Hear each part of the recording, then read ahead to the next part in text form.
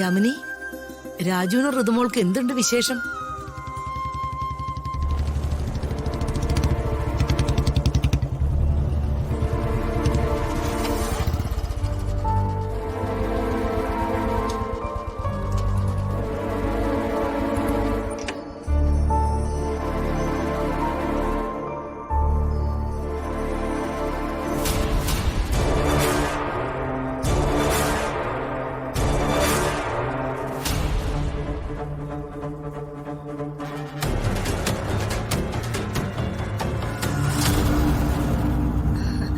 മോളെ,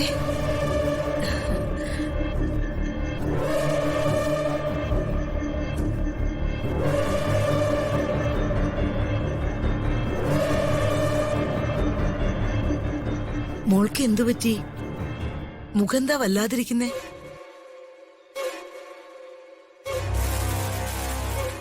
എന്തോ വലിയ പ്രശ്നം ഉണ്ടായിട്ടുണ്ട്. ഇവളുടെ മുഖം കണ്ടാൽ അറിയാം എന്താ പറ്റിയെന്ന്. എന്തു പറ്റി മോളെ? നീ കുറച്ചു ദിവസം കൂടിയല്ലേ അമ്മമ്മയെ കാണുന്നേ? എന്നിട്ടെന്താ ഒരു സന്തോഷമില്ലാത്ത?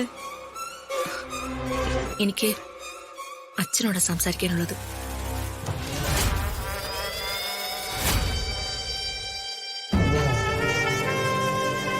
എന്ത് സംസാരിക്കാം? ചില കാര്യങ്ങൾ എനിക്കറിയാനുണ്ട്.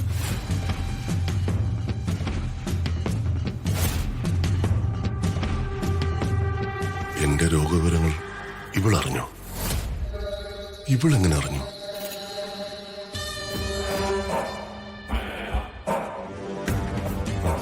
എനിക്കിപ്പോ ഒന്നും സംസാരിക്കാനുള്ള സമയമല്ല.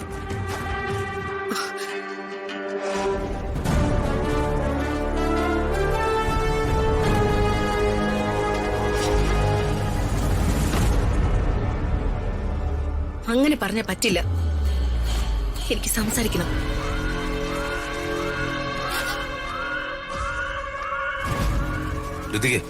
എന്തേത്? രാജുമാറ്, ചോദിക്കാനുള്ളത് എനിക്ക് ചോദിച്ചേ പറ്റൂ.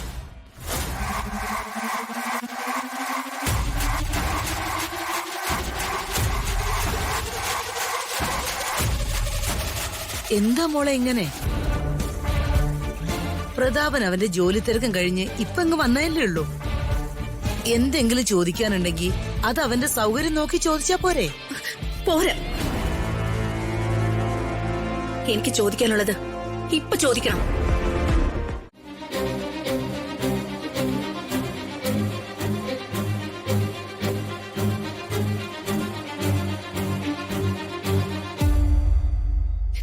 രാജു, ഋതു കരയാതെ.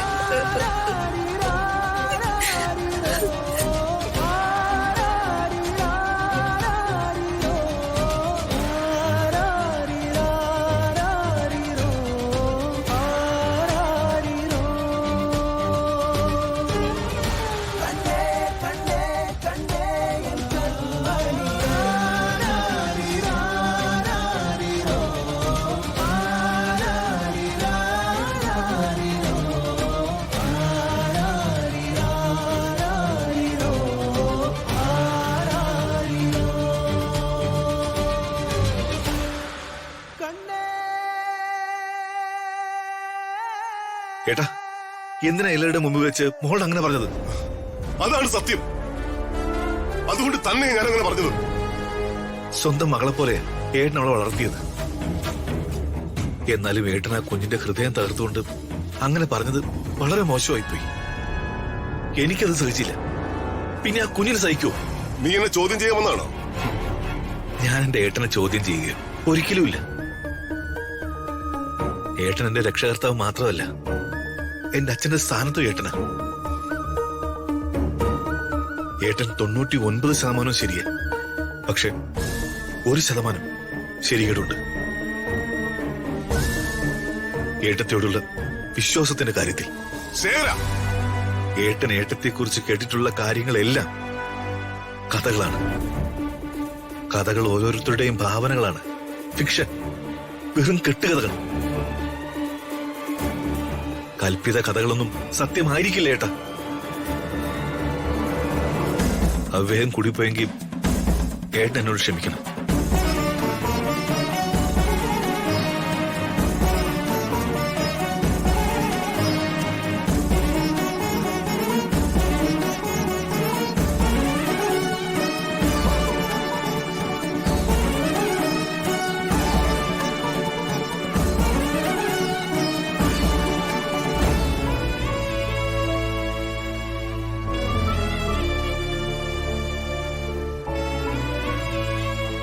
ഋതു കരയാതെ. ഇനി പൂങ്കണ്ണീര് ഒഴുക്കിട്ടെ എന്ത് പ്രയോജനം? അവന്റെ അണ്ണാക്കി കൈയിട്ട് കടി മേടിച്ചില്ലേ?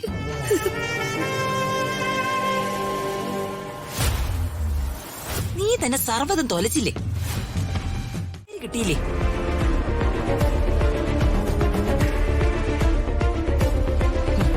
ഭാര്യയെ നിലയ്ക്ക് നിർത്താൻ അറിയാത്തവൻ പൊതുജനങ്ങളുടെ കാര്യം എങ്ങനെ പരിഹരിക്കുന്ന നാട്ടുകാര് ചോദിച്ചു തുടങ്ങില്ലേ? അവളെന്റെ ആങ്ങളയോട് ചെയ്ത ദ്രോഹം അത് സഹിക്കാൻ പറ്റുന്നതാണോ? വഞ്ചകിയായ അവളുടെ അവിഹിത ബന്ധത്തിൽ പിറന്ന മകളെ അവൻ സ്വന്തം മകളായി തന്നെ ഇത്രയും കാലം വളർത്തിയില്ലേ?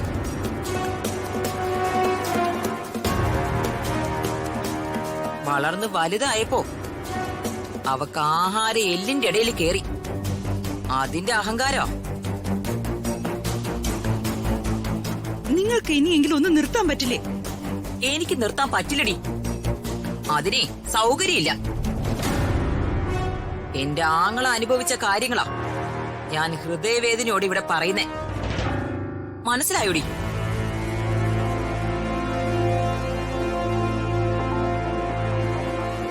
എടാ ചെറുക്ക, നീയും സൂക്ഷിച്ചോ. ഇവളെ ആ പത്മയുടെ മോളാ. അപ്പോഴേ ചരിത്രം ആവർത്തിച്ചൂന്നിരിക്കും. നിന്നെ തേച്ചിട്ടേ ഇവളുടെ പാട്ടിന് പോകും.